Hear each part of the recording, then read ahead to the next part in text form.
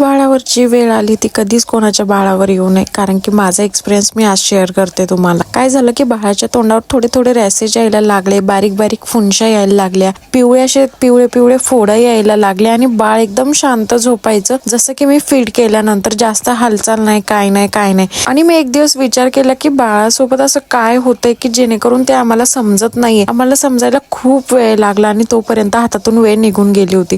म्हणजे बाळाला झाला होता कावीळ, ते पण माझ्या चुकीमुळे. म्हणजे काय झालं की माझी डिलिव्हरी झाल्यानंतर तेव्हा थोडा पाऊस पण होता, थोडी थंडी पण होती, त्याच्यामुळे आम्ही त्याला कवळ्या उन्हामध्ये नेत नव्हतो, कारण की बाळ फक्त तेव्हा 13 दिवसाचं होतं. आणि जरी माझ्या मम्मीने किंवा आईने नेलं असेल तर त्याला खूप थंडी वाजायची उघड्या केल्यावर, सो आम्ही त्याला कवळ्या उन्हात न्यायचं टाळायचो. पण तेच भवलं आम्हाला. ते का तर कारण त्याच्याच ह्या फुंशा आल्या होत्या, जे की आम्हाला कळायला खूप उशीर झाला होता.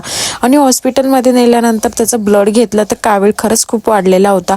आणि जेव्हा आम्ही ऍडमिट करायचा विचार केला तेव्हा त्या मशीनमध्ये ठेवलं, तेव्हा बाळाला फक्त डायपरवर ठेवायचं होतं आणि त्याला त्या काचेच्या बॉक्समध्ये कम्फर्टेबल व्हायला पूर्ण 1 दिवस लागला. भेटूया उद्याच्या व्लॉगमध्ये.